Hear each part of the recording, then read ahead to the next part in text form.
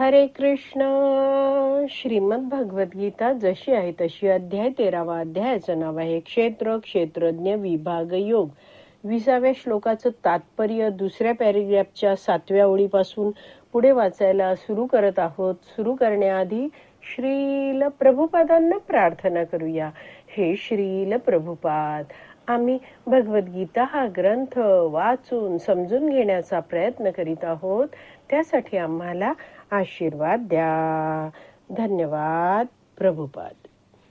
परंतु सृष्टीची पुन्हा उत्पत्ती झाल्यावर त्यांना भौतिक जगतात कर्म करून वैकुंठ लोकात प्रवेश करण्यास योग्य बनण्याची संधी दिली जाते. हेच भौतिक सृष्टीचे रहस्य आहे. तर जेव्हा सृष्टीची निर्मिती झालेली नाहीये तेव्हा सगळे जीव आहेत ते महाविष्णूंमध्येच असतात. आणि आता जेव्हा पुन्हा सृष्टीची उत्पत्ती होते तेव्हा त्या जीवांना त्या भौतिक जगतामध्ये सृष्टीमध्ये ब्रह्माजींद्वारे विविध शरीर दिली जातात, जेणेकरून तो जीव आहे तो या जगतामध्ये कर्म करून वैकुंठ लोकात प्रवेश करण्यास योग्य बनण्यासाठी प्रयत्न करू शकेल. तर वैष्णवाचार्य याविषयी समजवतात की पूर्वी सृष्टी निर्माण झालेली होती त्यावेळी या जीवाने भगवंतांच्या सेवेची संधी मिळाली होती, तरीही त्याचा सदुपयोग केला नाही. मनुष्य जीवन आहे ते तसंच फुकट घालवलं. पण भगवंत आहेत ते खूप दयाळू आहेत. ते पुन्हा पुन्हा जीवांना संधी देत असतात. बरेचदा हा प्रश्न विचारला जातो बघा. एक गाणं जे आहे पूर्वीच्या काळातलं, दुनिया बनाने वाले काहे को दुनिया बनाई. तर लोक म्हणत असतात काय हे जगत निर्माण केलंय भगवंतांनी, इतकं दुःख आहे, का बरं हे असं बनवलं आहे, आम्हाला इतके त्रास भोगायला बनवलं आहे का, असे सगळे प्रश्न लोक विचारत असतात. पण भगवंत किती दयाळू आहेत ते इथे आपल्याला श्रील प्रभुपाद समजावून सांगत आहेत.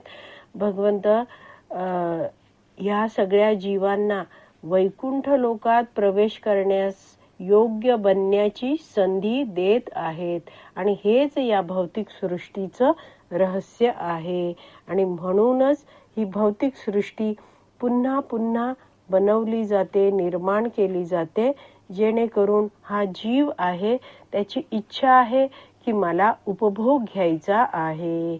तर भगवंत या जीवाला उपभोग घेण्यासाठी या भौतिक जगतात सगळं काही उपलब्ध पण करून देतात आणि त्याच जीवाला ह्या भौतिक जगतातून बाहेर पडण्यासाठी, मोक्ष मिळण्यासाठी प्रयत्न करण्यासाठी सगळ्या काही सुविधा सुद्धा, मार्गदर्शन सुद्धा उपलब्ध करून देतात.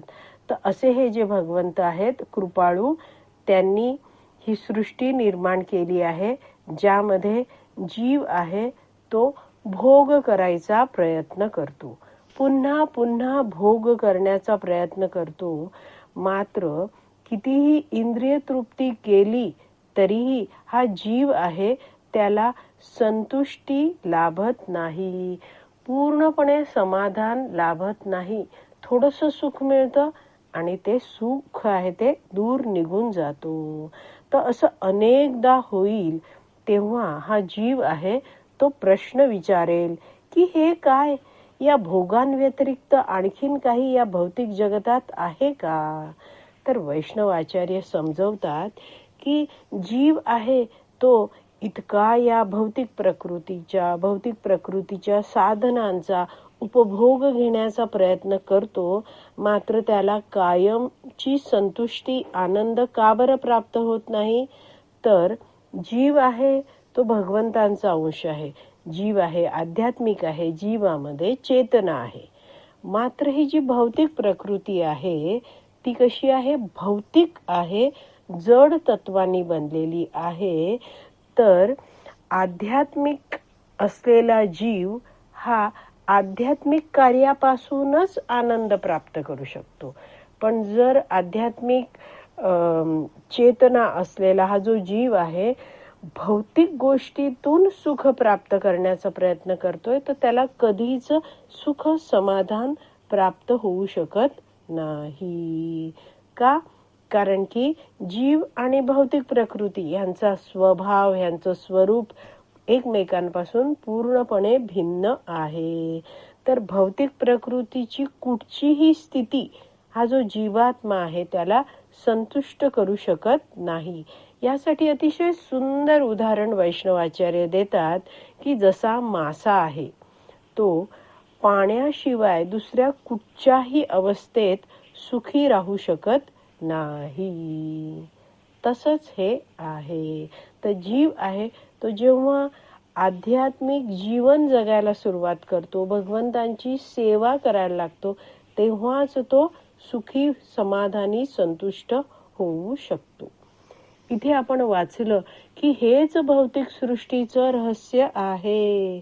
तर हे जे रहस्य आहे ते आपल्याला भक्तीत आल्यामुळे, पुन्हा पुन्हा वैदिक शास्त्राचं श्रवणम करत राहिल्यामुळे आपल्याला समजतं. तर भक्तीत येण्याआधी अगोदर सुद्धा आपल्याकडे अनेक साऱ्या गोष्टी होत्या, पण त्या सगळ्या गोष्टींचा वापर भगवान श्रीकृष्णांच्या सेवेमध्ये करायचा, कसा करायचा याचं ज्ञान आपल्याला नव्हतं. आणि आता मात्र आपल्याला भक्तांच्या मार्गदर्शनामुळे कळलेलं आहे की कशा प्रकारे आपण विविधरित्या भगवंतांची सेवा करू शकतो.